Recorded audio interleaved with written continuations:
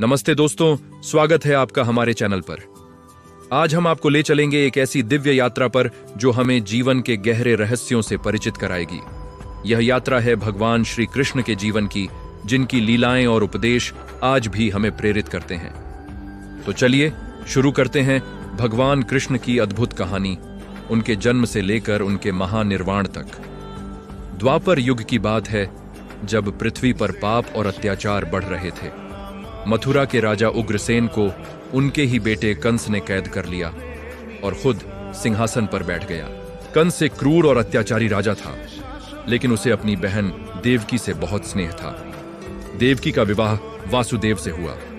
जब कंस अपनी बहन को विदा कर रहा था, तभी एक आकाशवाणी हुई, हे कंस, जिस देवकी को तू इतने प्रेम से विदा कर रहा है, उसी की 8वीं संतान तेरा काल बनेगी। यह सुनते ही कंस का स्नेह क्रोध में बदल गया। उसने देवकी और वासुदेव को मारने का प्रयास किया, लेकिन वासुदेव के समझाने पर उसने दोनों को कारागार में डाल दिया। कंस ने देवकी की हर संतान को जन्म लेते ही मार डालने का निश्चय किया। इसी तरह कंस ने देवकी की 6 संतानों को मार डाला।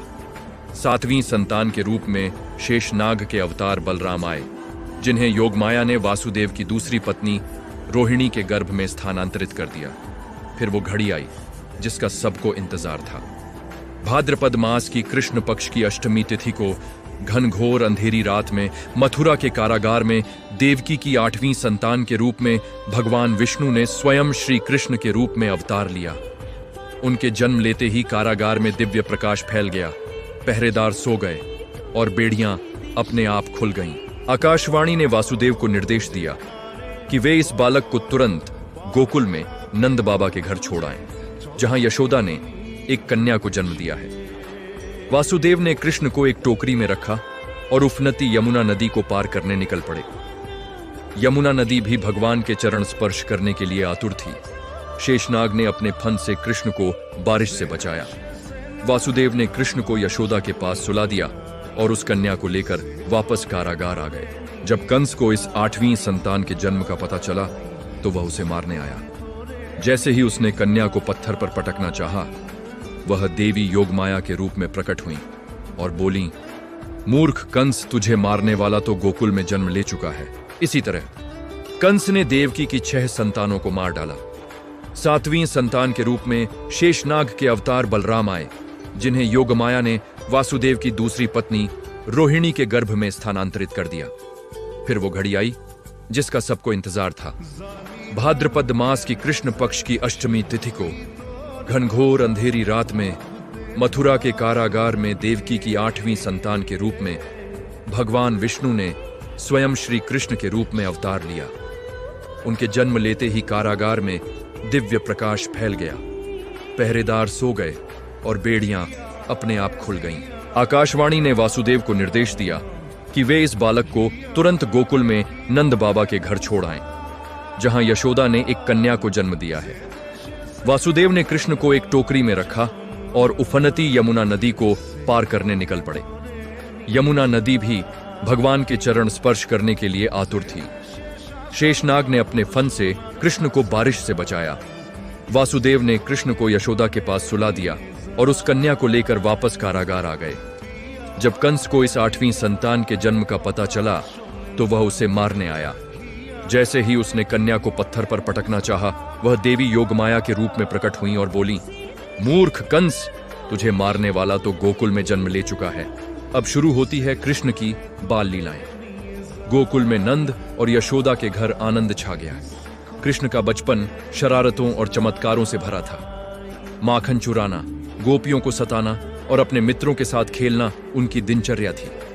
एक बार कृष्ण मिट्टी खा रहे थे। जब यशोदा ने उनका मुंह खोलने को कहा, तो उन्हें कृष्ण के मुख में पूरा ब्रह्मांड दिखाई दिया। यशोदा यह देखकर हैरान रह गईं। कंस को जब पता चला कि उसका काल गोकुल में पल रहा है, तो उसने एक के बाद एक कई राक्षसों को कृष्ण को मारने के लिए भेजा। सबसे पहले पूतना आई, जिसने अपने स्तनों पर विष लगाकर कृष्ण को दूध पिलाने की कोशिश की, लेकिन कृष्ण ने उसके प्राण ही हर लिए। फिर तृणावर्त राक्षस बवंडर के रूप में आया, जिसे कृष्ण ने मार गिराया। बकासुर, अघासुर जैसे कई भयानक राक्षसों का संहार करके कृष्ण ने गोकुलवासियों की रक्षा की। उनकी एक प्रसिद्ध लीला है कालिया नाग का दमन। यमुना नदी में कालिया नाग के विष के कारण पानी जहरीला हो गया था। एक दिन खेलते खेलते कृष्ण की गेंद नदी में चली गई। कृष्ण नदी में कूद गए और कालिया नाग के फनों पर नृत्य करते हुए उसे पराजित किया। उन्होंने कालिया नाग को यमुना छोड़कर जाने का आदेश दिया, जिससे नदी का पानी फिर से शुद्ध हो गया। एक और महत्वपूर्ण घटना है गोवर्धन पर्वत को उठाना। हर साल गोकुलवासी इंद्रदेव की पूजा करते थे। कृष्ण ने कहा कि हमें इंद्र की नहीं बल्कि गोवर्धन पर्वत की पूजा करनी चाहिए, क्योंकि वही हमें अन्न और जल देता है। इससे इंद्रदेव क्रोधित हो गए और उन्होंने मूसलाधार बारिश शुरू कर दी। तब कृष्ण ने अपनी छोटी उंगली पर पूरे गोवर्धन पर्वत को उठा लिया और सभी गोकुलवासियों को उसके नीचे आश्रय दिया। 7 दिनों तक लगातार बारिश के बाद इंद्र का अहंकार टूट गया और उन्होंने कृष्ण से क्षमा मांगी। कृष्ण की मुरली की धुन सुनकर गोपियां अपनी सुध बुद्ध खो बैठती थीं।